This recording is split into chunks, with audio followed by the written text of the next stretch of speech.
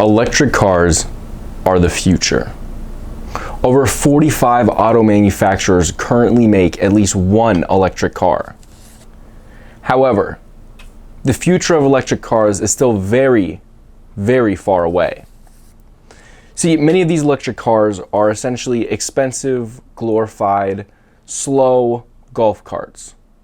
Most have less than a 100-mile range, and that 100-mile range is under the best driving conditions and least aggressive driving. Now, there are electric cars with longer ranges and faster motors. Some of those are Audi, Jaguar, Mercedes, and Tesla with the longest range at 380 miles. But all of these auto manufacturers have one thing in common. They're very expensive. See, the issue with consumers buying electric cars as a replacement to their current car is not that the technology is not there and there's not enough charging stations. That's not true. We have enough charging stations. We have the technology. But right now, it's too expensive.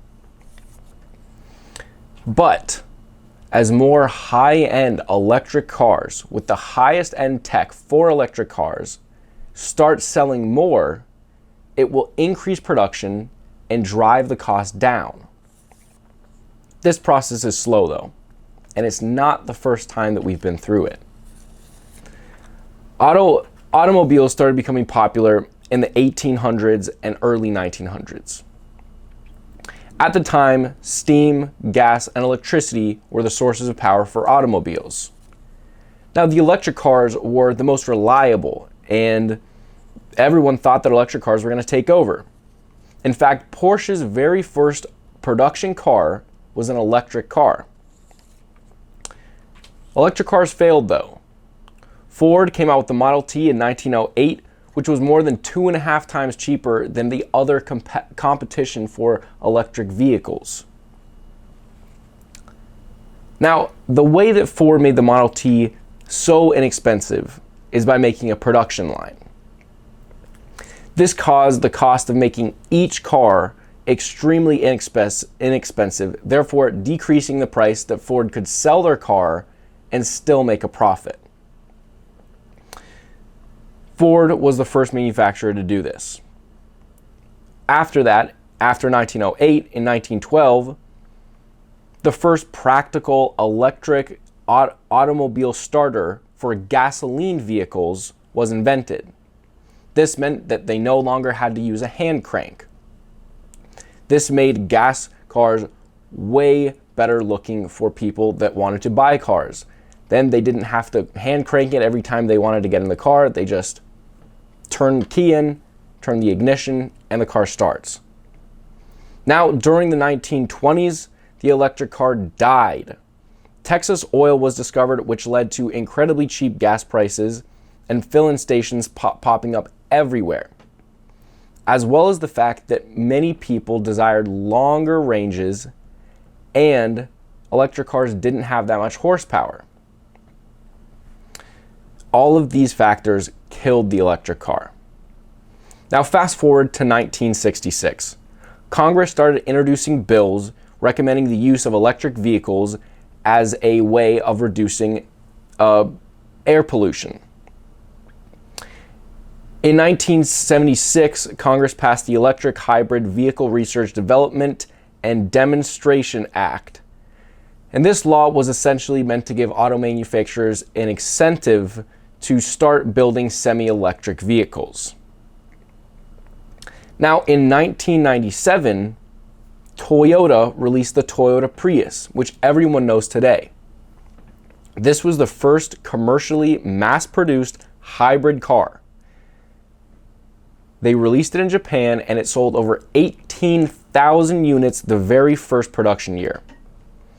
Then in 2006, Tesla released their very first car, the Tesla Roadster, in San Francisco.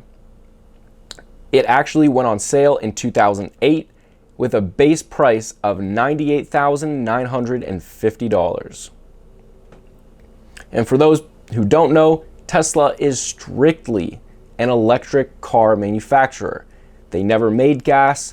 They never made hybrids. It was strictly fully electric vehicles. Now, there was another federal credit. So the federal EV tax credit is a current bill. This essentially is offering $7,500 to anyone in the United States that buys a fully electric vehicle with an auto manufacturer that hasn't sold at least 200,000 electric vehicles. So the federal government will actually mail you a check for $7,500. Let's say if you were to buy a Tesla 5 years ago. However, if you sell 200,000 of them, if that one company sells over 200,000 of them, that federal tax credit does not apply to that company anymore. So Tesla in 2019 sold 367,000 electric vehicles alone, which means no one can utilize the federal EV tax credit for Tesla anymore. Now, GM is the second largest electric vehicle seller in the United States, and they sold a little over 200,000 EVs, which means that both GM and Tesla can no longer utilize the federal EV tax credit to get people to buy their cars.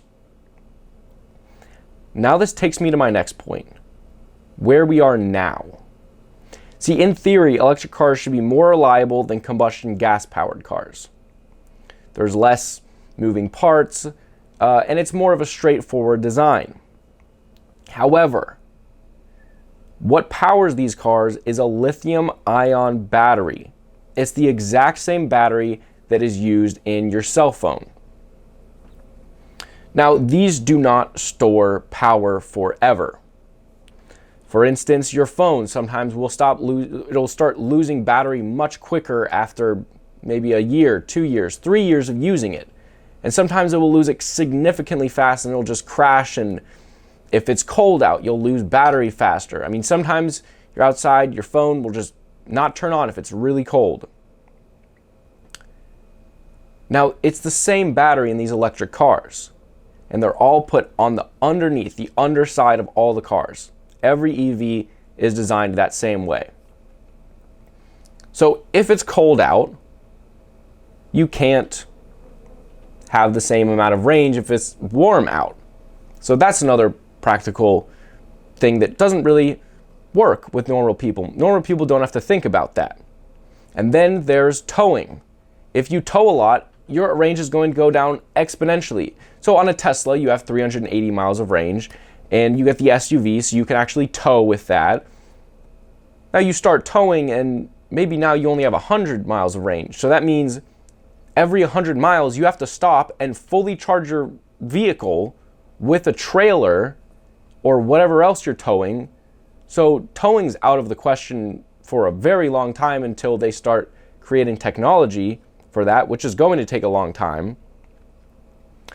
The other aspect of it is that these batteries are going to die at some point. They're not going to be able to charge forever. Every single time you charge them and then drain them, their life goes down a little bit. Now, there was technology made to make lithium-ion batteries last a lifetime, over 100 years. However, that battery uses cobalt, which is a very rare and expensive material, which basically means we could never mass produce a lifetime battery right now. So unless we come up with a crazy different type of battery that's not lithium ion, we basically have to replace a battery in an electric car at some point during its life. So these lithium-ion batteries can get very expensive.